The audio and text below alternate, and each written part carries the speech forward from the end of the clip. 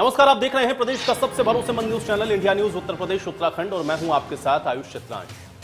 3 तलाक एक ऐसा शब्द जो मुस्लिम महिलाओं के लिए किसी नासूर से कम नहीं। दशकों तक 3 तलाक के नाम पर हजारों मुस्लिम महिलाओं का शोषण हुआ और उन्हें नारकीय जिंदगी जीने पर मजबूर किया गया। हालात तो ऐसे हो गए कि 3 तलाक पीड़ित महिलाओं ने धर्म के ठेकेदारों के खिलाफ मोर्चा तक खोला, लेकिन नतीजा सिफर ही रहा। अब देश में जब सत्ता बदली तो सियासी सोच भी बदल गई और उसका नतीजा अब दिखना शुरू हुआ है। आज पीएम मोदी और सीएम योगी आदित्यनाथ के संकल्प से 3 तलाक की कमर टूटी है। देश में 3 तलाक के खिलाफ कानून बन चुका है और अब 3 तलाक देने वालों के खिलाफ मुकदमे दर्ज हो रहे हैं। धर्म की आड़ में हैवानियत करने वाले अब जेल की सलाखों के पीछे पहुंच रहे हैं। अब बीजेपी महिला मोर्चा के नेताओं ने सीएम योगी से संवाद करते हुए यह संदेश दिया है कि देश में महिलाओं को पिछलग्गू बनने की बजाय नेतृत्व करने वाली बनाया जाए। मोदी सरकार आने के बाद पहली बार सुप्रीम कोर्ट में 3 महिला न्यायाधीश की भी नियुक्ति हुई है।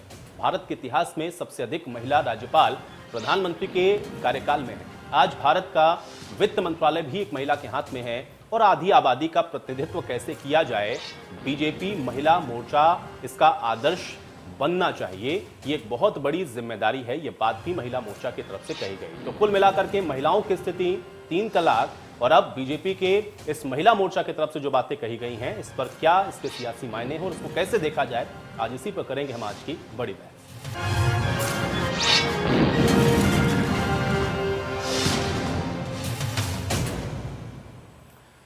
तो महिलाओं के समाज में भागीदारी, 3 तलाक और इन सारे मामलों को लेकर के बीजेपी और आम आदमी पार्टी की तरफ से पॉलिटिकली क्या कुछ कहा गया है, पहले इसको सुनिए।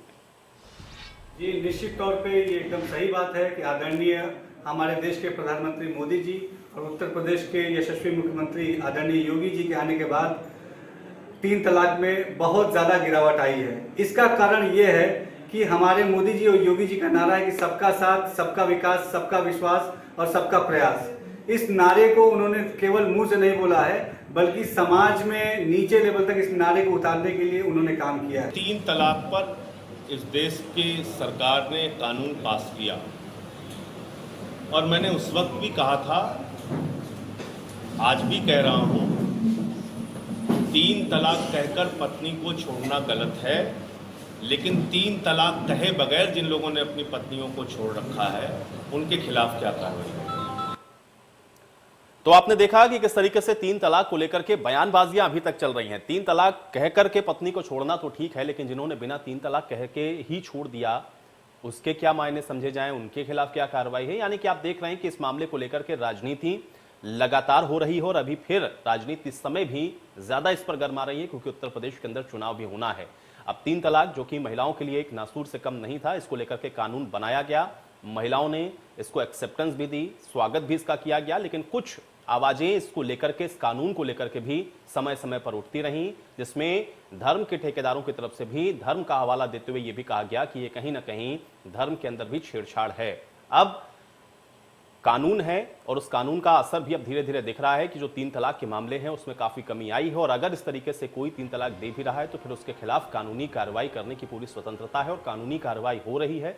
महिलाएं थाने तक जा रही हैं, अपनी रिपोर्ट को भी दर्ज करवा रही हैं और इस वजह से महिलाओं को जो बरसों तक उनके साथ नाइंसाफी होती रही उसमें अब उनको इंसाफ की उम्मीद भी यहां से इस कानून के जरिए दिखती हुई नजर आ रही है।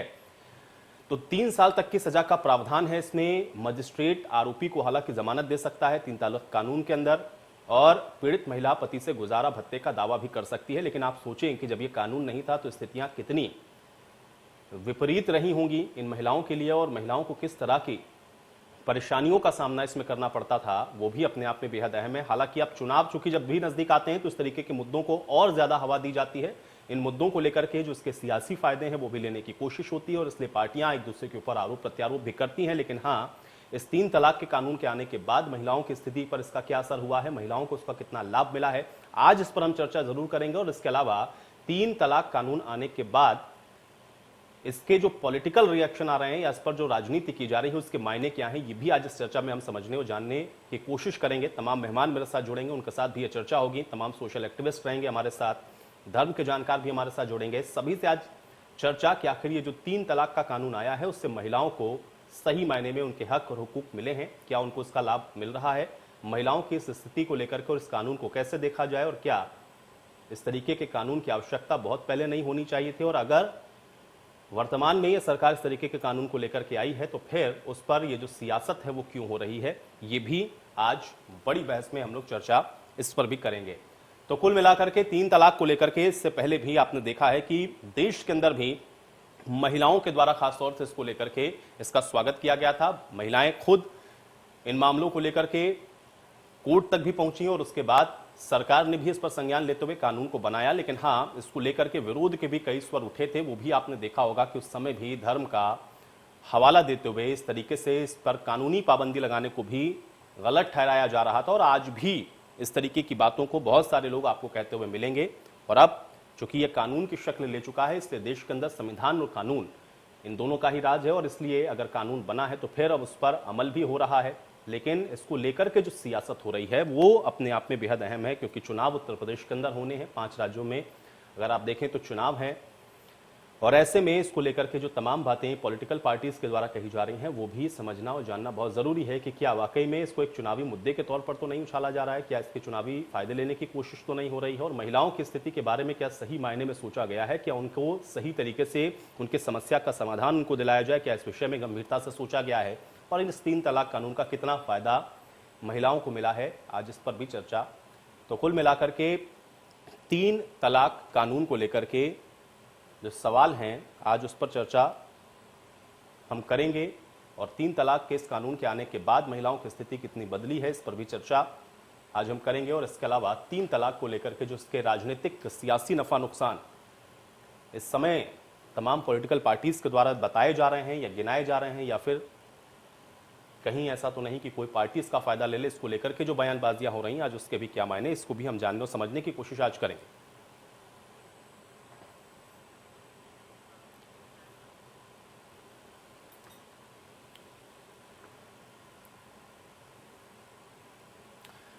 तो 3 तलाक कानून तो आ गया, लेकिन 3 तलाक को लेकर के जो राजनीति है वो अभी थमी नहीं, और 3 तलाक को लेकर के इसके विरोध में भी जो सुर हैं वो भी अभी पूरी तरह से बंद नहीं हुए हैं। लोग अपनी अपनी तरह से इसको लेकर के तर्क गढ़ते हैं, लेकिन हाँ, इसका फायदा महिलाओं को कितना मिल रहा है और इसके मायने क्या हैं, आज इस पर चर्चा की शुरुआत करते हैं। तमाम मेहमान मेरे साथ जुड़ गए हैं, पहले उनका परिचय मैं आपके साथ करवा देता हूं। ताहिरा हसन जी हमारे साथ जुड़ रही हैं, सामाजिक कार्यकर्ता हैं। ताहिरा हसन जी, बहुत स्वागत है आपका चर्चा में। जिया मंजरी जी भी हमारे साथ जुड़ रही हैं, सामाजिक कार्यकर्ता हैं। जिया मंजरी जी, आपका भी स्वागत है।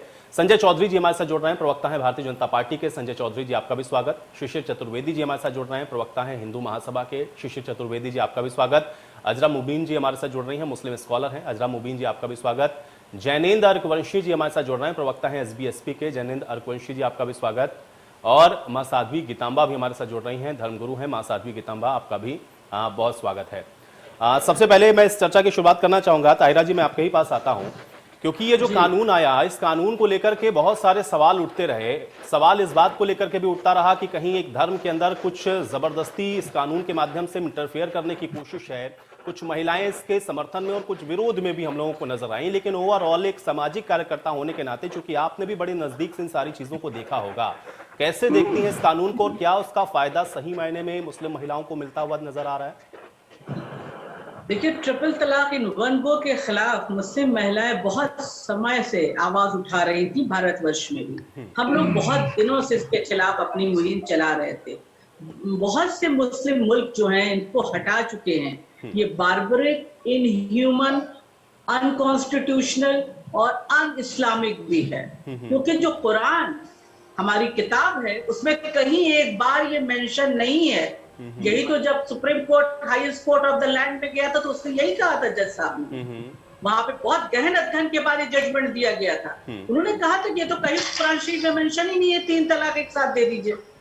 ये बार्बरिक एक्ट, इनह्यूमन एक्ट, तो ये कहीं भी इस्लाम में नहीं था जब इस्लामिक कंट्रीज उसको हटा चुकी थी। तो फिर यहाँ अभी तक चल रहा था। हम लोग बार बार रिक्वेस्ट कर रहे थे मुस्लिम पर्सनल लॉ कोर्ट से कि आप खुद इसको हटा दीजिए, क्योंकि ये महिलाओं के विरोध में है, ये इस्लाम के विरोध में है। ये कहीं कोई इंटरफेरेंस इस्लाम के साथ है ही नहीं है। तो जाहिर है सुप्रीम कोर्ट हमारे साथ खड़ा हुआ, मुस्लिम महिलाओं का अपना स्ट्रगल, और उसके बाद सरकार ने कानून बनाया। मुझे लगता है कि रिफॉर्म इसी तरह से आता है। देखिए, जब कोई रिफॉर्म आता है, जब चट्टान हिलती है तो धूल तो थोड़ी उड़ती है ना। जब सती प्रथा बंद की गई, जब चाइल्ड मैरिज के खिलाफ कानून बना, जब हमने डोमेस्टिक वायलेंस के खिलाफ लड़के कानून 2005 में बनवाया, तब भी तो यही कहा जाता था कि महिलाएं सबसे सुरक्षित चार दीवारी में हैं। तो हमने मानने पे मजबूर किया कि संसद में कानून बना। तो ये महिलाओं का स्ट्रगल है जिससे उन्होंने इसको हासिल किया। और कानून बनने के बाद कि कोई कानून बने, ये नहीं कहा जा सकता कि बिल्कुल बंद हो जाएगा, लेकिन एक टूल होता है महिला के हाथ में, जो हमारा कॉन्स्टिट्यूशनल राइट भी है इक्वलिटी का, उस टूल का वो इस्तेमाल कर सकती है। तो कानून बनने से एक डर पैदा होता है। और ये हमारे कॉन्स्टिट्यूशन के अंदर ही हमारा कॉन्स्टिट्यूशनल राइट है। बाबा साहब भीमराव अम्बेडकर ने कॉन्स्टिट्यूशन बनाया, उसका ये राइट है हमारा। सबसे बड़े लोकतंत्र में हम बड़े फख्र से कहते हैं, गर्व से कहते हैं, उसमें महिलाओं की जो अधिकार। नहीं ताहिरा जी, आपने बड़ी महत्वपूर्ण बात कही है, लेकिन संविधान की बात करते करते फिर उसके बीच में शरिया की भी बात होने लग जाती है, और मुझे लगता है कि फिर वहां से जो दिक्कतें हैं, देखिए, लोकतंत्र में शरिया या कोई और किसी धर्म को नहीं चलाया नहीं, मुझे लगता है ताहिरा जी आपकी इस बात को लोगों को समझना चाहिए। मैं कुछ और बातें भी आपसे जरूर यहाँ पे समझूंगा, लेकिन जिया मंजरी जी भी हमारे साथ जुड़ी हुई है, सामाजिक कार्यकर्ता, मैं उनका भी रुख कर लेता हूँ। जिया जी, महिलाओं की इक्वलिटी की जब भी हम लोग बात करते हैं तो फिर समाज के अंदर उनके अंदर सारी महिलाओं को हम लोग इंक्लूड करते हैं, लेकिन जब कोई रिफॉर्म्स आता है तो फिर एक धर्म का चोला ओढ़ करके या फिर धर्म के कुछ ठेकेदार जो सामने आते हैं और ये कहते हैं कि नहीं, हमारे धर्म के अंदर इंटरफेरेंस है, इसलिए इस तरीके के कानून की आवश्यकता नहीं है। इसको आप कैसे देखती हैं? क्या यही असली कारण आप मानती हैं कि महिलाओं को सही अधिकार या उनके हित में जो काम है वो नहीं हो पाते हैं? देखिए, स्पेशली अगर आप बोलेंगे तो कई धर्म के नहीं, मात्र और मात्र इस्लाम धर्म के लोग इस प्रकार की बातें करते हैं। देखिए, किसी भी धर्म में जब भी स्त्री की शादी होती है तो वो तुरंत ही अपने हस्बैंड की आधी प्रॉपर्टी की काबिज हो जाती है, उसको प्रॉपर्टी राइट मिल जाते हैं। किंतु इस्लाम में 6वां हिस्सा मिलता है एक स्त्री को शादी करने के बाद। तो ये जो छोटी छोटी चीजें हैं जो छुपा के रखी गई हैं, और वो उसको उसके मैके से भी हिस्सा मिलता है मैडम, उसके मैके से भी मिलता है, लेकिन आधा मिलना चाहिए। ये किसी एक धर्म में मत बांटिए, महिलाओं को खाचों में न बांटे। हम सब महिलाएं एक साथ लड़ते हैं अपने अधिकारों के लिए। हाँ। मैं ये कहना चाहती हूँ कि जो लॉ हो वो इक्वल हो, वो सबके लिए बराबर हो, चाहे वो स्त्री हो या पुरुष हो। तो हम तो हमेशा यूसीसी की बात करते हैं, यूनिफॉर्म सिविल कोड की बात करते हैं कि हमारे यहाँ पे जो भी नियम कानून हो सबके लिए बराबर हो, किंतु उसमें धर्म को अनचाहे रूप से प्रेजेंट करना, जबरदस्ती करना। और देखिए, ट्रिपल तलाक कम होने से एक तो बहुत अच्छी चीज ये हुई है कि हलाला भी कम हुआ है, जिसमें औरतों का एक बहुत ही ज्यादा शोषण हो रहा था, सबको मालूम है ये चीज। ये खुली जग जाहिर चीज है कि स्त्रियां कितने दुख से, कितनी प्रताड़ना से जाती थी, और उसके बीच में कई सारे मौलवी और मौलाना भी अपने अलग प्रकार के बिजनेस कर रहे थे। इस प्रकार की चीजें करके स्त्री को स्त्री के लिए लड़ना चाहिए, और साथ में यह भारत में हमें सोच के रहना चाहिए कि भारत की जो भूमि है उसमें हमेशा न्याय की बात की गई है, और हमें एक प्रकार का कानून फॉलो करना चाहिए, और हमेशा इसकी वकालत करनी चाहिए कि कानून सबके लिए बराबर हो। यहाँ शरिया नहीं होना चाहिए किसी भी रूप से, कहीं पे भी। तो जहाँ पे भी शरिया यदि एप्लीकेबल भी है तो या तो इस्लामिक जितने भी इस्लाम फॉलोअर्स हैं उनके ऊपर पूरी तरह शरिया एप्लीकेबल हो, उनकी दंड नीति, उनकी सामाजिक नीति के ऊपर भी, या फिर वो प्रॉपर यूसीसी फॉलो करें सभी के लिए, जिसमें सिख, ईसाई, हिंदू, मुस्लिम सभी आते हैं। जी अजरा मुबीन जी, क्या आप इस बात से इत्तेफाक रखते हैं? आपको लग रहा है कि हाँ ये जरूरत थी, या आपको लगता है कि जो बात कही जा रही है इस कानून के साथ जोड़ करके कि नहीं, मुस्लिम धर्म के अंदर कहीं कानून के रास्ते इंटरफेयर करने की कोशिश हो रही है? एक मुस्लिम स्कॉलर होने के नाते आप इसको कैसे देखती हैं?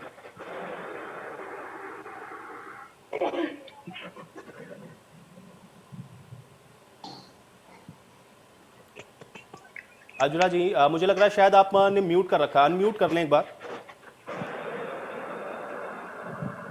हाँ जी जी जी, अब हेलो जी, मैं सुन पा रहा हूँ। हाँ, आप फिर से सवाल करें। जी अजरा जी, मेरा सवाल यह है कि एक मुस्लिम स्कॉलर होने के नाते ट्रिपल तलाक का क्या महिलाओं को फायदा मिला है, या फिर जो बात कही जा रही है इस कानून के साथ कि कहीं धर्म के अंदर इंटरफेयर करने की कोशिश है, ऐसा नहीं होना चाहिए, आप दोनों में से किस बात से इत्तेफाक रखते हैं?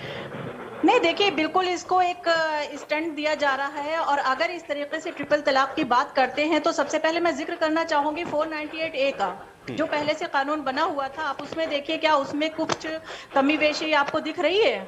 मुझे तो नहीं लगता है कि उसमें भी कोई कमी, आप तो मतलब पेंडिंग सालों साल आपके केसेस पड़े रहते हैं और उसमें भी औरतों को इंसाफ नहीं मिलता है। तो जो ऑलरेडी आपके पास आपने कानून बना रखे हैं औरतों के हित के लिए, उसमें ही नहीं मिल रहा है। और दहेज प्रथा जो है एक बहुत बड़ी लानत है समाज के लिए, और उस पर आज तक आप कोई काम नहीं कर पा रहे हैं। लोग जाते हैं इंसाफ के लिए, औरतें जाती हैं सालों साल, मतलब उम्र उनकी गुजर जाती है, लेकिन कोई इंसाफ नहीं मिलता है। तो आप उस पर कुछ अमेंडमेंट कीजिए ना, उसके लिए सख्तियां आप करते नहीं है। आप आए दिन कोई फालतू के कानून बना के ले आ रहे हैं। नहीं, लेकिन अजरा जी, ये फालतू का कानून कैसे है? क्योंकि आप तो खुद एक महिला है, मुझे बताएं कि क्या ट्रिपल तलाक से महिलाओं को नहीं आजादी मिलनी चाहिए? नहीं, दूसरे कानून के अंदर दिक्कतें हो सकती हैं, मैं उस बात से ऐसा नहीं कि मैं आपकी बात से इत्तेफाक नहीं रख रहा हूं, लेकिन इसका मकसद ये नहीं है कि फिर आप दूसरा कानून ना बनाएं, या महिलाओं की अगर कोई दिक्कत है तो उसको हम आइडेंटिफाई ही ना करें। अब अगर तलाक को लेकर के महिलाएं परेशान हो रही थी तो उस पर कानून क्यों नहीं होना चाहिए? होता है जब आप दहेज को मानते हैं, मोस्टली जो शादियां डिस्ट्रॉय हो रही हैं वो अजरा जी, इस तरीके के भी अजरा जी मुझे लगता है कि शायद आपको जानकारी नहीं है। नहीं, अजरा मुबीन जी, मैं आपको एग्जांपल देता हूं। अजरा जी, मैं आपको एग्जांपल देता हूं। अजरा मुबीन जी, एक सेकंड, शिशिर जी एक सेकंड। अजरा जी, मेरा एक सवाल है। अजरा जी मेरा एक सवाल है। अजरा जी मेरा एक सवाल है। अजरा जी, दाल में नमक कम डाल दिया इसलिए ट्रिपल तलाक हो गया। दाल में नमक कम डाल दिया इसलिए ट्रिपल तलाक बोल दिया। इसका दहेज से क्या लेना देना? नहीं, जहेज से बिल्कुल लेना देना है। आप जहेज को पहले कंट्रोल कीजिए। दहेज जैसी जो नहीं, तो दहेज से इसका क्या लेना देना? मुझे बताइए ना। दाल में नमक कम डाल दिया, दाल अच्छी नहीं बनी, सब्जी अच्छी नहीं बनी, हमने आपको तलाक बोल दिया। मुस्लिम समाज में दहेज सजा के नहीं दिया जाता। कितनी बड़ी कुरीति है ये कि आपके समाज से आ रही है, या आपके समाज से जहेज लेने की प्रक्रिया शुरू हुई है। हम इसके खिलाफ हैं, हम इसके मुखालफत करते हैं। अगर आप जहेज के लिए सख्त कानून अमेंडमेंट लेके आते हैं, अगर आप जहेज के लिए सख्त कानून लेके आते हैं, तो हमारे यहाँ की जो शादियां टूट रही हैं आज समाज में, ये नहीं सिर्फ मुस्लिम औरत की बात नहीं है, हम सभी समाज की औरतों की बात कर रहे हैं। आप हर धर्म की औरतों की बात कीजिए, सिर्फ महिलाओं की, मुस्लिम महिलाओं की बात मत कीजिए। हम सभी धर्म की महिलाओं की बात कर रहे हैं। अजरा जी, लेकिन आप मुझे ये नहीं बता पा रही कि ट्रिपल तलाक पे कानून क्यों नहीं होना चाहिए? अगर आप इसकी मुखालफत कर रही हैं तो क्यों नहीं होना चाहिए? आप ट्रिपल तलाक पे कानून बनाइए, मैं उसको नहीं मना कर रही हूँ, मैं उससे इनकार नहीं कर रही हूँ। तो आप मानती है ना कि इस कानून की जरूरत है? आप ये मानती है ना अजरा जी कि इस कानून की जरूरत तो है? ट्रिपल तलाक के लिए कानून की जरूरत तो मानती है ना आप? नहीं, बिल्कुल है। अगर गवर्नमेंट ला रही है इस चीज के, लेकिन इसके पीछे का उनका मंशा क्या है उसको भी तो जाहिर करे वो। भाई, अगर आप मुस्लिम हित की बात करते हैं, मुस्लिम महिलाओं की हित की बात करते हैं, तो जो आसिफा नाम की, राबिया नाम की लड़कियों का, मुस्लिम लड़कियों का रेप हो रहा है, उसके हित की बात क्यों नहीं करते हैं आप?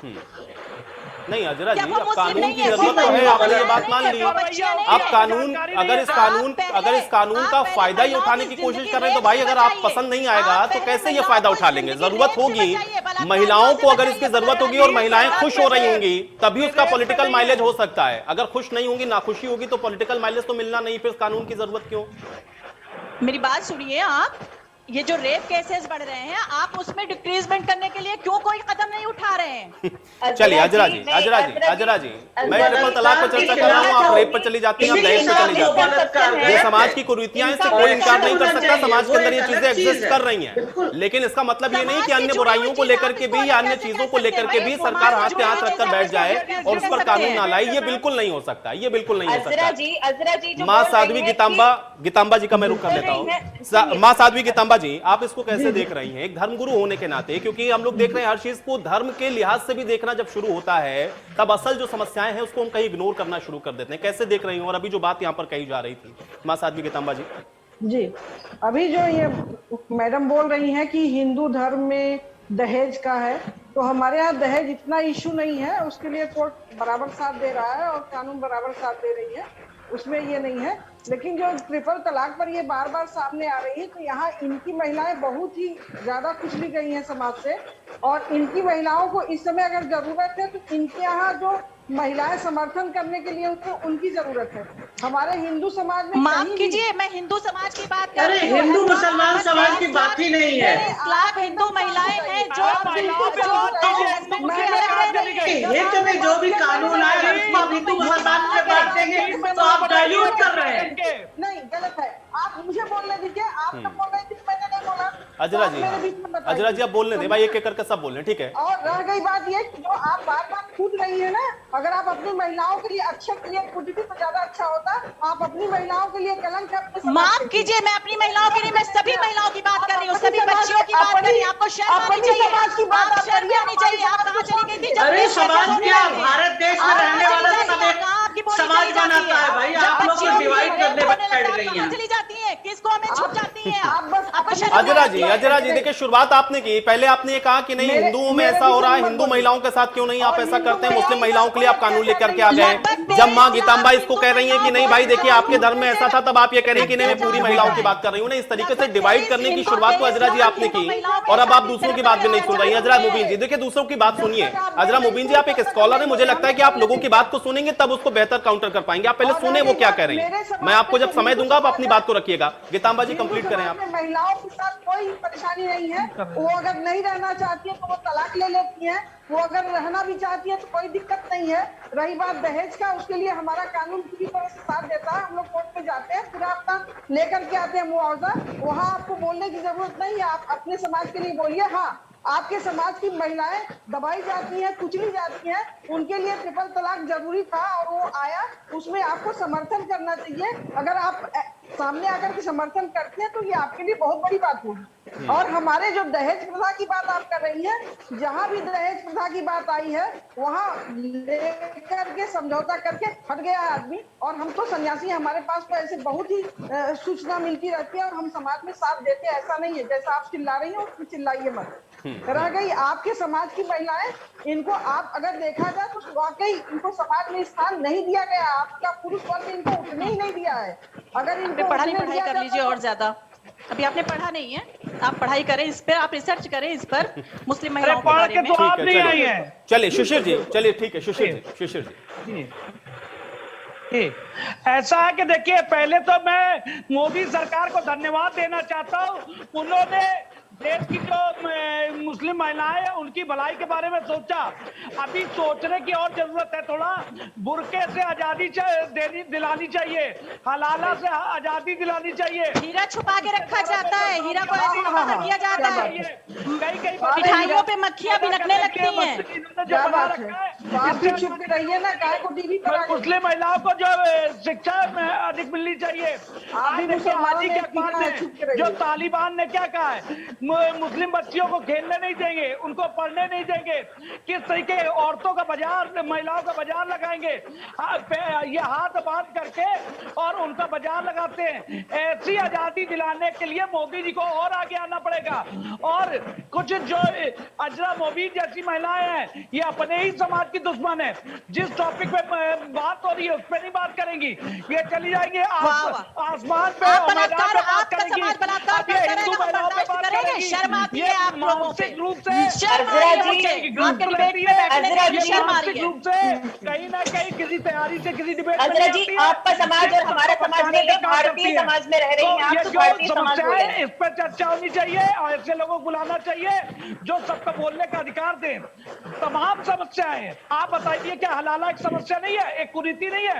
हिंदू समाज की जो महिलाओं की कुरीतियां हैं उस पर हिंदू समाज आगे कोई बढ़ रहा कुरीति नहीं है। आज ये हिंदू समाज महिलाएं, ऊपर है। आज आप अमेरिका में भी जाके नौकरी कर रही हैं और यहाँ पर हिंदू जो मुस्लिम महिलाएं, उनको नाच गाने पे प्रतिबंध, उनको खेलने पे प्रतिबंध, उनको बुर्का, हलाला और वो परिवार हमारी में मर्जी शादियां, है कि हम नाच ये गाना सब करें कि समस्या। नहीं करें, वो मेरी मर्जी है ना। अरे भाई, आप आपकी अपनी मर्जी मर्जी की है, जरूरत थोड़ी ये नहीं है। चंद महिलाएं जो है ये हमारी उनका मर्जी दमन है, करना चाहती हमें जो पसंद है हम वो कर जब रहे हैं, जो इनके नहीं जैसी पसंद जो है हम नहीं प्रताड़ित करते। होती है मुझे जो थोपे महिलाएं थोड़ी नहीं। तब ये आगे आती है। आज मोदी जी को सैल्यूट है, सलाम है, जो उन्होंने इस देश की मुस्लिम महिलाओं के लिए और कदम सैल्यूट उठाए होता हैं। मोदी जी को, जब ये रेप केसेस में शायद ये रेशियो बहुत घट परेशान है जाता तो और मानसिक मैं रूप भी से। सैल्यूट करती। चलिए, मैं भी ठीक है, सैल्यूट बात करती। तलाक की हो रही है लेकिन बात रेप तक बार बार पहुंच जा रही है। संजय चौधरी जी, संजय चौधरी जी, इस तमाम डिस्कशन को आपने सुना, लेकिन एक बात यहाँ पर जरूर निकली और अभी हम लोग सुन रहे थे, कुछ पॉलिटिकल रिएक्शंस भी हमारे पास थे। पॉलिटिकली इसको कहीं ना कहीं इनकैश करने की कोशिश, ये इसके पीछे मोटिव है। आप मुस्लिम महिलाओं को उनके इस कुरीति से आजादी नहीं दिलाना चाहते हैं, ये बड़ा गंभीर आरोप बराबर पहले दिन से लग रहा है। मैं चाह रहा हूं इसका जवाब दें आप। संजय चौधरी जी, जो विषय के अलावा सारी चीजों पर हो, मैं आपसे निवेदन करूंगा कि अगर ये अगर सब लोगों का बोलना बंद करा पाए तो मैं बोलूं। ठीक है अजरा जी और शिशिर जी, अजरा जी और शिशिर जी, आप दोनों लोग शांत हो जाएं। ठीक है, चलिए ठीक है, आप दोनों ने अपनी बात रख ली। अब संजय जी की बात को सुनते हैं। संजय जी, देखिए, स्थिति ऐसी हो गई है कि जैसे इस्लाम किसी तर्क को नहीं स्वीकारता है, वही स्थिति आज की इस बहस में हो गई है। देश में जब भी महिलाओं के रिफॉर्म की बात मुस्लिम समाज से होती आई है, चाहे वो शाहबानों का मामला हो और चाहे वो ट्रिपल तलाक का मामला हो, हमेशा दुर्भाग्य की बात है कि मुस्लिम समाज की उपेक्षा के लिए मुस्लिम लोग ही खड़े हो गए हैं, क्योंकि इस्लाम में तर्क का कोई स्थान नहीं है। ये अच्छी बात है कि माननीय नरेंद्र मोदी जी द्वारा 3 तलाक के विषय आने के बाद मुस्लिम समाज में इस प्रकार की घटनाएं लगातार कम हुई हैं। ये पूरे देश के लिए, देश की राजनीति के लिए, मुस्लिम समाज के लिए, मुस्लिम महिलाओं के लिए एक सकारात्मक संकेत है और मैं समझता हूं कि इसके लिए मुस्लिम समाज को आगे आना चाहिए, मुस्लिम महिलाओं को आगे आना चाहिए। लेकिन दुर्भाग्य की बात है कि मुस्लिम समाज की महिलाएं भी पढ़ने लिखने के बावजूद भी वो वही बात करती हैं जो इस्लाम के हिसाब से चलती हैं। उनका इस्लाम अल्लाह का इस्लाम नहीं है, मुल्ला का इस्लाम है। तो इसलिए मैं गुजारिश करूंगा उनसे कि कृपया वो देश की महिलाओं के प्रति वो न्याय करें और मुस्लिम समाज जो इस 3 तलाक से आया है उससे आगे बढ़े। पर्सनल लॉ बोर्ड को हेड ऑन मुस्लिम महिला ने लिया, आप कैसे कह सकते हैं कि हमारा इस्लाम मुल्ला का इस्लाम है? सबसे ज्यादा मुल्ला को क्रिटिसाइज मैंने किया, ऐसी तमाम महिलाएं होगी जिन्होंने मुल्ला को क्रिटिसाइज किया। हिंदुस्तान का इस्लाम अल्लाह का नहीं, मुल्ला का इस्लाम है। आप बताइए, अगर सऊदी अरब में मस्जिद हट सकती है तो हिंदुस्तान में क्यों नहीं हट सकती? अगर सऊदी अरब में महिला आगे निकल सकती है तो अफगानिस्तान में क्यों नहीं निकल सकती? अगर तुर्की में आगे निकल सकती है तो हिंदुस्तान में क्यों नहीं निकल सकती? अगर मलेशिया में आगे निकल सकती है तो हिंदुस्तान में क्यों नहीं निकल सकती? अगर इंडोनेशिया में आगे निकल सकती है तो यहां क्यों नहीं निकल सकती? नहीं नहीं नहीं नहीं, ये मुस्लिम महिलाओं के इंसाफ के खिलाफ खड़ा होना आपकी मानसिकता को दिखाता है और हम इसे बिल्कुल स्वीकार नहीं करेंगे। भारतीय जनता पार्टी मुस्लिम महिलाओं के उत्थान के लिए भी काम करती है और आगे भी काम करती रहेगी। अब आप लोगों के पैरों के नीचे से जमीन निकल रही है, इसीलिए मुस्लिम समाज के लोग ऐसी चीजों का विरोध करते हैं जो महिलाओं के विकास की बात करता है। महिलाओं हमने शाहबानों पे किया है, 3 तलाक पे किया है, राम जन्मभूमि पे भी किया है, 370 पे किया है और इक्वल सिविल कोड पर भी करके दिखाएंगे। जिसकी जो हैसियत हो वो इसको करके रोक दे।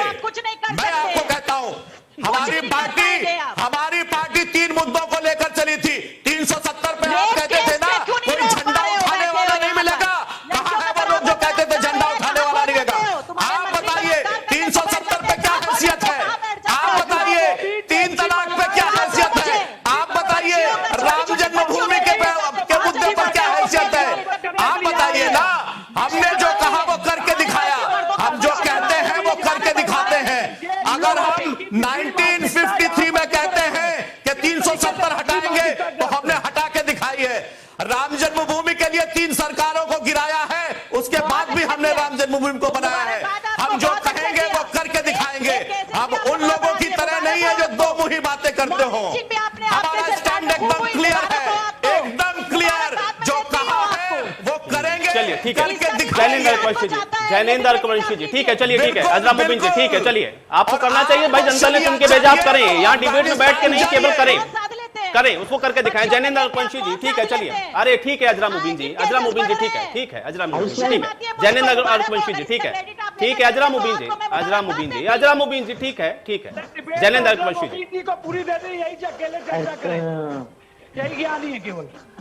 आयुष भाई पहले सबको शांत करवाइए, क्योंकि ये लड़ाई झगड़े का वो नहीं है, मंच नहीं है। मैं यहाँ पे कुछ चीजें पहले क्लियर कर देना चाहता हूँ कि शायद भारत की जनता को भी क्लियर नहीं होंगी बहुत सारी चीजें। मुस्लिम समाज में 3 तरह से तलाक होता है, एहसान, हसन और तलाक बिद्दत। अभी जो कानून बना है वो कोर्ट के कहने पे बना है, सायरा बानो केस की वजह से, जिसमें कोर्ट ने सरकार को कहा आप कानून बनाइए। तलाक बिद्दत में क्या होता है कि चाहे नमक कम हो, पानी कम दिया, रोटी जल गई, इस तरह से अचानक से 3 तलाक तलाक तलाक बोल दिया, या चिट्ठी के माध्यम से, व्हाट्सएप फेसबुक के माध्यम से, ईमेल के माध्यम से तलाक भेज देना, ये गैर कानूनी हुआ है। पूरे भारत में ऐसे केवल 300 केस थे जिस साल ये कानून बना, उससे पिछले साल पूरे भारत में केवल 300 केस आए थे। ये खुद माननीय रविशंकर जी ने बोला और बताया, लेकिन अभी भाजपा उसको सारे जो ट्रिपल तलाक है, जो सारे तलाक हैं, उनको जोड़ के बता रही है कि 36,000 मामले आए, 38,000 आए और अब नहीं आ रहे हैं। तो ये भाजपा बेवकूफ बना रही है लोगों को। दूसरी चीज मैं बताना चाहूंगा कि यहाँ पे महिलाओं की स्थिति की चर्चा होनी चाहिए, ना कि सही हुआ या गलत हुआ। मैं बिल्कुल कहता हूँ सही हुआ, लेकिन बाकी भी कुरीतियां हैं महिलाओं के लिए, चाहे हिंदू धर्म में हो चाहे मुस्लिम धर्म में हो, उनको दूर करने की तरफ कदम बढ़ाना चाहिए, ना कि इतना पैसा आप पिछले 3-4 साल से विज्ञापनों पर बर्बाद कर रहे हैं। इतने में तो कोई और भी कार्य किया जा सकता था महिलाओं के उत्थान के लिए। नेताजी को मंत्री बना दिए जाए।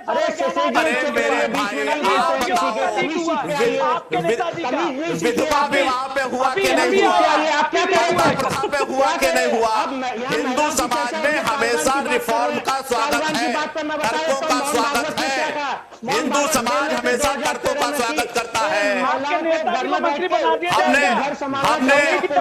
नहीं ठीक है, जैनेंद्र अरवंशी जी ठीक है। देखिए बात यहाँ महिलाओं की हो रही है, जैनेंद्र अरवंशी जी बात महिलाओं की हो रही है, और आपने कहा कि भाई देखिए सभी समाज के अंदर कुरीतियां हैं। मुझे ये बताएं, आप यहाँ से बता दें, आप यहाँ से बताएं, क्योंकि संजय जी ने कहा कि हम हर एक महिला का ख्याल रखेंगे, हम हर महिला के खिलाफ, हम अगर कोई कुरीति है तो उसके खिलाफ हम कानून बनाएंगे। जैनेंद्र जी मुझे बताएं कि हिंदू धर्म के अंदर अभी कौन सी कुरीति बाकी है जिसपे कानून होना चाहिए?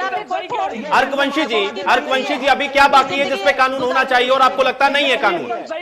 अर्कवंशी जी अभी कौन सी कुरीति बाकी है जिस पर कानून नहीं और होना चाहिए? अर्कवंशी जी देखिए, अर्कवंशी जी मेरा सवाल सुने। अर्कवंशी जी मेरा सवाल सुन ले, पहले मेरा सवाल सुन ले। मुझे बताएं कि अभी कौन सी कुरीति बाकी है जिस पे कानून होना चाहिए? ये कानून नहीं लेके आए, मुझे बताएं, मुझे बताएं। कि आप खाली मुस्लिम महिलाओं की चिंता क्यों कर रहे हैं भाई? आप सभी महिलाओं, अरे अजरा मुबीन जी भाई थोड़ा शांत हो जाए, अजरा मुबीन जी थोड़ा शांत हो जाएं, थोड़ा शांत हो जाएं अजरा मुबीन जी। औरों से सवाल पूछने दे और उनके जवाब को मुझे सुनने दे। अजरा मुबीन जी आप दूसरों को बता रहे हैं, अजरा मुबीन जी आप दूसरों को बता रहे हैं, आप पढ़कर आए, आप अपना ज्ञान वर्धन करके आए, लेकिन आपको खुद नहीं पता कि डिबेट में बैठने का क्या तरीका है। जब मैं आपसे सवाल पूछूं तब आप उसका जवाब दें।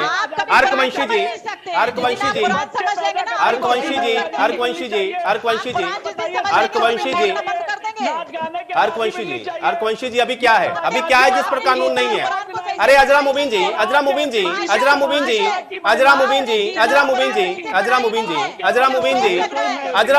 थोड़ा धैर्य रखें, भाई समय का इंतजार करें। केवल इस तरीके से गहमा गहमी करने से नहीं होगा, ना तो आपकी बात समझ में आएगी ना किसी की बात यहाँ पे समझ में आएगी। आप सिर्फ डिस्टर्ब कर रहे हैं। गलत अवधारणा की वजह से इन्होंने गलत प्रचार किया भाजपा ने, जिसकी वजह से हजारों FIR हुई और हजारों जो। अर्कवंशी जी अभी ऐसा क्या गलत है जिस पर कानून नहीं है? मुझे आप ये बताएं, क्योंकि आपने कहा कि अभी भी समाज के अंदर है वो चीज। आप मुझे बताएं क्या गलत हो रहा है महिलाओं के खिलाफ जिस पर कानून नहीं है, सरकार को लाना चाहिए? बताएं मुझे अर्कवंशी जी। देखिए कानून की बात नहीं है, मैं अभी हाल का ही बता देता हूँ। पिछले 1.5 साल में जो शिक्षा के ऊपर कानून की बात की, लॉकडाउन की वजह से अभी आपने कहा कि यहाँ पर ला रहे हैं, उसका पॉलिटिकल माइलेज लेने की कोशिश ये कर रहे हैं, उसको हाइप करने की कोशिश कर रहे हैं, और जो समस्या है मुस्लिम महिलाओं के अलावा हिंदू महिलाओं को लेकर उसको ये आइडेंटिफाई नहीं कर रहे हैं। अभी क्या है उस पर ये कानून नहीं बना रहे हैं या नहीं कर पा रहे? एक कानून बनने के बाद 4 साल बाद भी, पिछले साल भी इन्होंने एक बहुत बड़ा इवेंट मैनेजमेंट किया, इस साल भी किया, पिछले साल भी किया। अगर 4 साल से ये एक कानून बनाने के बाद इवेंट मैनेजमेंट कर रहे हैं, और जहां भी चुनाव होते हैं उससे पहले ये चीज। चलिए अर्कवंशी जी आप अभी नहीं बता पाए, मैं फिर पूछूंगा आपसे कि अभी ऐसा क्या है जिस पर कानून होना चाहिए। एक छोटे से ब्रेक के लिए यहां पर रुकते हैं, फौरन चर्चा को यहीं से आगे बढ़ाएं।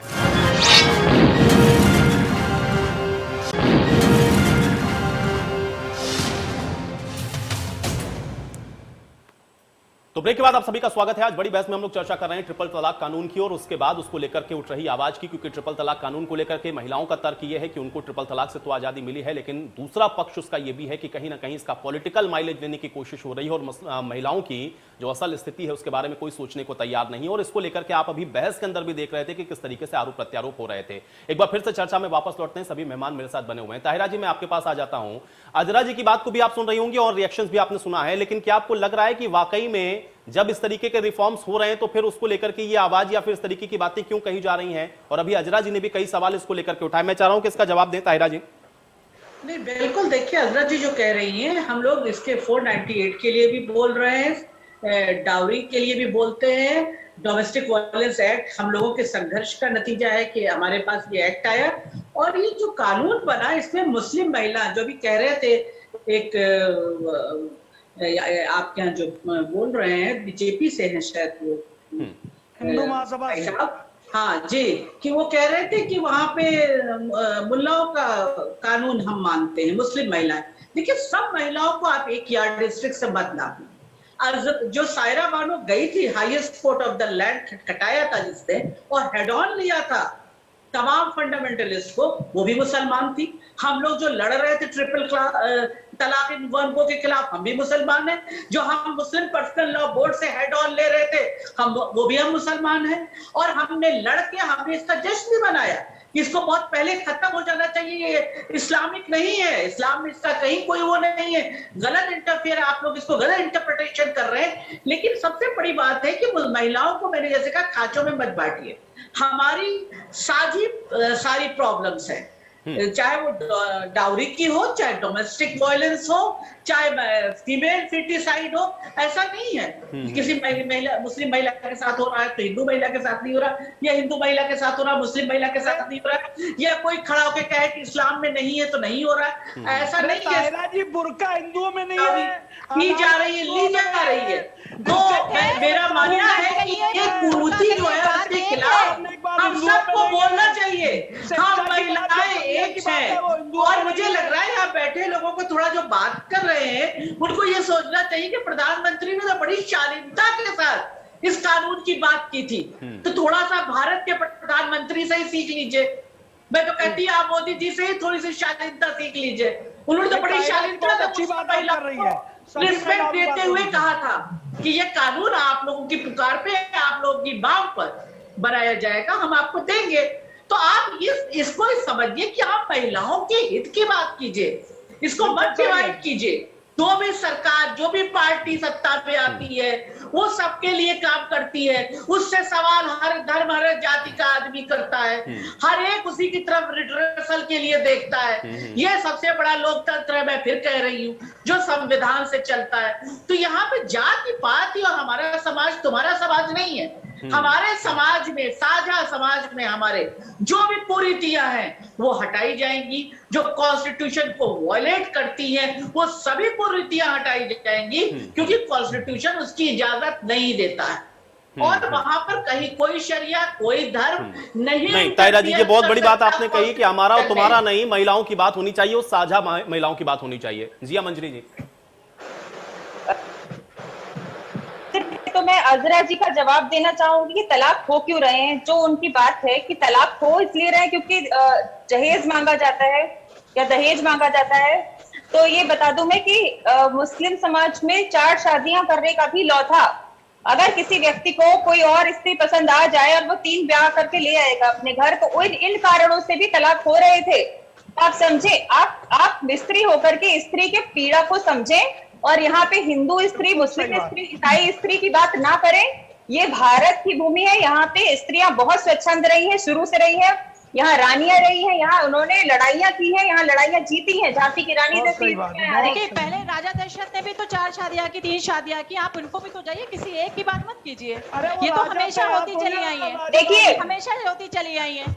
अब आप एक बात बताएंगे कि राजा दशरथ जो है वो इस तरीके से आपकी तरह से फोन पे और टीवी पे नहीं आ रहे थे, तो क्या हम लोग फोन टीवी छोड़ दें, उन्हीं के तरीकों पे चलें? या फिर आप ये बताइए कि मोहम्मद साहब के जमाने में ऊंट पे लोग चलते थे, तो क्या आज भी आप ऊंट में चलना पसंद करेंगी? तो आप समझिए, समय के अनुसार से जो नियम होते हैं, कानून होते हैं, वो समय के अनुसार और लोगों के अनुरूप बनाए जाते हैं। हमारे यहाँ जो तलाक दिया गया है मैडम, वो तलाक इस तरीके से नहीं है कि आप एक बार ही किसी को हमारे उसके बाद भी पहली बात बना सकते हैं। 3 तलाक एक साथ हमारे यहाँ भी नहीं है। देखिए सुनिए, मैं आपको जो बोलने दे, आप मुझे बोलने दे, आप मुझे बोलने दे। 3 प्रकार के तलाक होते हैं, जो कि अभी बोला गया कि कुरान में तलाक नहीं लिखा है, हदीस में तो तलाक लिखा है। 3 प्रकार के तलाक है, तलाक हसन, तलाक एहसान और तलाक इद्दत। ठीक है, तलाक इद्दत जो था वो बहुत ही क्रूअल था, जिसके अंदर स्त्री को बोलने का भी मौका नहीं दिया जाता था तलाक इद्दत में, जिसके अंदर पुरुष के हाथ में संपूर्ण हक होते थे। तो देखिए, आप तलाक इद्दत सारे मुसलमानों के लिए एक रूल नहीं, डिफरेंट स्कूल ऑफ थॉट्स हैं। देखिए, I must appreciate that Shias are not that radical. I'm on the open forum, I'm saying that. ठीक है, लेकिन जो भी सुन्नीस के यहाँ पे ये जो प्रैक्टिस चली आ रही है, ये स्त्रियों के लिए बहुत ही बुरी है। नेल पेंट लगाने पर नाखून काट देना, मतलब आप बुर्का पहनाए, ठीक है, चलिए कोई बात नहीं, पहनते हैं बुर्का। अगर आप बुर्का पहनते हैं तो घूंघट को क्रिटिसाइज करने का आपको राइट नहीं बनता कि आप वहां पे बैठ करके, बिल्कुल नहीं किया जाता है, मैं बोल रही हूँ किया जाता है। इस देश में कई एक्टिविस्ट शुरू से सिर्फ पर्दा प्रथा की बात करते आए हैं, कभी उन्होंने बुर्के की बात नहीं करी। ठीक है, कभी भी उन्होंने ये नहीं बोला कि भाई मुस्लिम महिलाओं को भी बराबर का हक मिलना चाहिए, ये हमेशा बोला कि नहीं ऑप्रेस्ड है हिंदू महिला। ठीक है, अगर आप बुर्का पहन के जा सकती हैं तो हमारी स्त्रियां अगर सिंदूर लगाती हैं तो सिंदूर को ऑपरेशन बोलते हैं कि नहीं, वो ऑब्सेशन है। क्यों भाई? आप जैसे आप बोल रही हैं कि आपको हक नहीं है हमारे धर्म में बोलने का, राइट, वैसे ही हिंदू स्त्रियां चाहे वो सिंदूर लगाए, चाहे वो चूड़ी पहने और चाहे वो उनकी फ्रीडम है, वो उनकी मर्जी है, बिल्कुल कोई भी करे वो उसकी मर्जी है। इस प्रकार के एक्टिविस्ट क्यों ऐसी बातें करते हैं? दोहरे मापदंड जो है वो कभी नहीं होने चाहिए। तो तीसरी बात कि महिलाओं के लिए जब बात हो तो महिलाएं, भारतीय महिलाएं करके बात हो, मुस्लिम महिलाएं, हिंदू महिलाएं करके बात ना हो। चौथी बात की जब आप बोलते हैं कि महिलाओं की बात क्यों करें, कि मुस्लिम महिलाओं की चिंता क्यों है, तो मुस्लिम महिलाओं की चिंता इसलिए हुई क्योंकि मुस्लिम महिलाओं के लिए ही एक अलग कानून था, ना कि ईसाई महिला के लिए था, ना सिख महिला के लिए था, ना ही किसी और महिला के लिए था। ठीक है, ना हिंदू महिला के लिए था, सिर्फ और सिर्फ मुस्लिम महिला के लिए एक अलग कानून था, जिसकी वजह से वो दबी हुई थी, कुचली हुई थी, उसकी आवाज कोई नहीं सुन रहा था। अब आजरा मुबीन जी को सुनते हैं। अब आजरा मुबीन जी, ठीक है, आजरा मुबीन जी, ठीक है, आजरा मुबीन जी, हमारे राइट्स इतने मजबूत है कि हमारे, देखिए हमारे यहाँ राइट्स इतने मजबूत है कि हमारे यहाँ तो दबा कुछ ना कोई हो ही नहीं सकता है। ठीक है, आजरा जी, अगर आपने लॉ पढ़ा होगा तो आप थोड़ा सा सऊदी का लॉ भी पढ़ेगा। हम यहाँ पे बैठ करके बोलते हैं सऊदी का लॉ बहुत, मेरा कुरान बोलता है, हम कुरान के अकॉर्डिंगली चलते हैं। लॉ की बात कर रहे हैं ना, हम शरीयत, आप सुनिए, आप शरीयत के अकॉर्डिंग बात कर रहे हैं, आप शरीयत के अकॉर्डिंग बात कर रहे हैं, मैं शरीयत की बात कर रही हूँ। आप राजा राम मोहन राय, सुनिए, वो राजा राम मोहन राय के समय से आत्मदाह बंद हो चुका है। आप कहाँ जी रहे हैं, आप कहाँ जी रहे हैं? बैठ रही हैं, कितनी औरतें सुसाइड कर ले रही हैं, आप सुसाइड करना और फांसी लगा लेना और आत्मदाह कर देना, जबरदस्ती जाके किसी को जला देना, जबरदस्ती किसी को जाके जला देना, जबरदस्ती। मैं आपको बता देती हूँ कि मैं सेकेंड जनरेशन लॉयर फैमिली से बहुत अच्छे से लॉ समझती हूँ, बहुत अच्छे से लॉ देखा हुआ है। अब आप ध्यान से सुने, जो मैं बोल रही हूँ, आप सभी लोग बोलने दें मुझे, आप सभी लोग मुझे बोलने दें, सुनिए, शरिया के अकॉर्डिंग महिलाओं की बात नहीं सुन रही है, कोई क्या सुनेगा भाई? महिला की बात तो सुन ले, मुझे बोलने दे, आप उनकी बात मुझे बोलने दे। ठीक है, देखिए, शरिया के अकॉर्डिंग सऊदी में एक लॉ है कि अगर स्त्री के साथ रेप होता है तो उसको चार जो है वो लाने पड़ते हैं, गवाह लाने पड़ते हैं। आप ये बताइए, आप कहीं पढ़िएगा, थोड़ी सी इस पे जाकर के रिसर्च करिएगा, ठीक है, आप पढ़िएगा इस विषय में, आप बताएं कि रेप क्या 4 लोगों को बिठा करके होता है? ये शरिया कहता है। दूसरी बात कि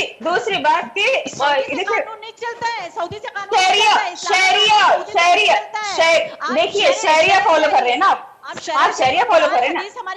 मैं वही बोल रही हूँ मैं वही बोल रही हूँ कि सऊदी में भी और जितने भी इस्लामिक देश है मोस्टली वहाँ पे मोस्टली एक रिएक्शन में और ले लेता हूँ, समय की थोड़ी सी मेरे पास समय। माँ साध्वी के तांबा, मैं सिर्फ कहूंगी यदि आप शरिया का पक्ष लेती हैं साध्वी के तो तांबा सभी जी, लोगों कुरीति है कि अभी, क्योंकि आपने पहले ही सवाल में ये कहा कि अभी कोई सवाल अभी कोई कुरीति है नहीं, लेकिन अभी यहाँ पे सवाल कई उठे भाई। गीतांबा जी,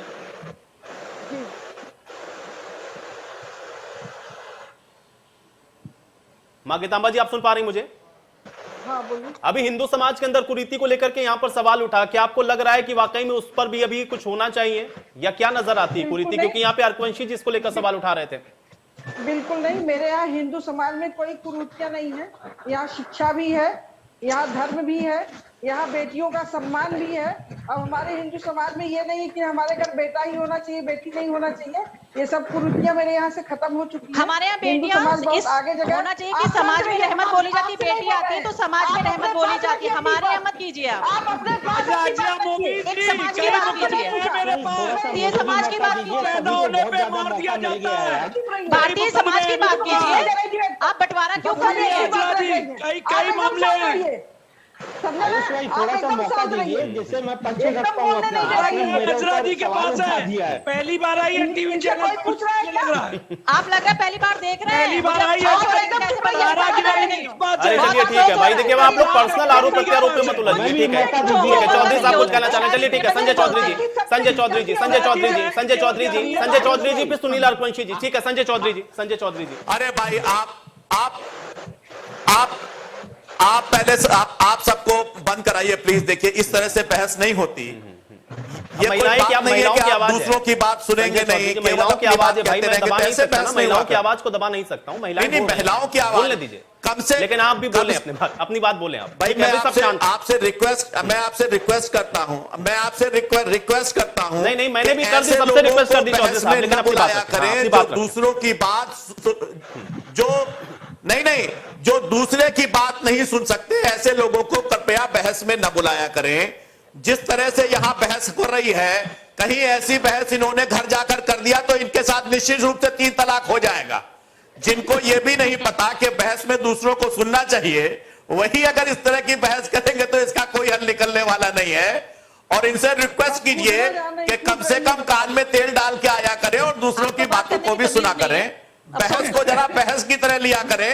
ये आपस में हाँ बिल्कुल, अगर आपके पति सुन रहे होंगे तो वो यही करेंगे आपके साथ। आप घर पहुंचिएगा, आपके साथ पति यही करेंगे आपके, बिल्कुल करेंगे। आप दूसरों की सुनती नहीं, जब यहाँ नहीं सुनती तो घर में क्या सुनती होंगी आप? बिल्कुल, आप अगर यहाँ नहीं सुनती, सामने नहीं सुनती तो घर में क्या सुनती होंगी आप? और ऐसे ही टिप्पणी से थोड़ा परहेज नहीं, इसी को रोकने के लिए नियम कानून बनाए गए हैं। नहीं संजय जी, ऐसी टिप्पणी ना करें, ऐसी टिप्पणी ना करें। किसी की बात सुनेंगे नहीं। और मैं स्त्रियों से भी आग्रह करूंगी जैनेंद्र अर्कवंशी जी को सुनना सीखिए। जैनेंद्र कैसी होती है, ठीक है, चलिए सुनना सीखिए। अर्कवंशी जी ठीक है, मेरा कमेंट नहीं हुआ है। अर्कवंशी जी, मैं 2 चीजें जोड़ देता हूं कि 1952 से पहले हिंदुओं में भी कई शादियां करने का प्रावधान था, लेकिन नेहरू जी हिंदू कोड बिल लाए थे जिसको बहुत से लोग विरोध कर रहे थे उस समय, लेकिन वो टुकड़ों में अम्बेडकर जी लाए थे कोड बिल लाके उन्होंने ये प्रथा खत्म की हिंदुओं से। बाद में मुस्लिम कोड बिल भी लाने वाले थे, लेकिन चाहे आप उसे कुछ भी तुष्टीकरण कह लीजिए, चाहे वोट की राजनीति कह लीजिए, वो नहीं ला पाए। तो मैं ये बताना चाहूंगा कि कुरीतियां तो बहुत हद तक नेहरू जी ने ही दूर कर दी थी, इसमें कोई दो राय नहीं है, लेकिन जो थोड़ी बहुत हिंदू या मुस्लिम में बची हुई हैं, उनको खत्म करने की ओर अग्रसर होना चाहिए। मैं बता देता हूं, आपने मुझसे शायद पहले यही सवाल पूछा था, मैं तीन बता देता हूं आपको कुरीतियां जो हैं। देखिए, बोरका और घूंघट दोनों जगह है। एक से ज्यादा विवाह अभी भी मुस्लिम धर्म में होते हैं। हमारे यहाँ पे भी, चाहे वो धर्मेंद्र हो भाजपा से, या बहुत से ऐसे हीरो हीरोइन या बहुत से लोग समाज में जो मुस्लिम धर्म अपना के दूसरी शादी कर लेते हैं। अपना के शादी की थी उन्हें धर्मेंद्र ने। तो आप ही की पार्टी में है ना हेमा मालिनी जी। पार्टी में होने से क्या फर्क पड़ता है? यहाँ पे बात नियमों की हो रही है, यहाँ पे बात लीगैलिटी की हो रही है। यदि कोई किसी को तलाक देकर दूसरी शादी करता है तो कोई भी नहीं है। ठीक है, एक फाइनल रिएक्शन मैं लूंगा। ठीक है चलिए शिशिर चतुर्वेदी जी, शिशिर जी, हाँ ठीक है शिशिर जी, शिशिर जी चलिए ठीक है जनिन जी अब ठीक है। अब शिशिर चतुर्वेदी जी, आप तो रेप केसेस को और बढ़ावा दे चलिए रहे हैं। शिशिर जी ठीक है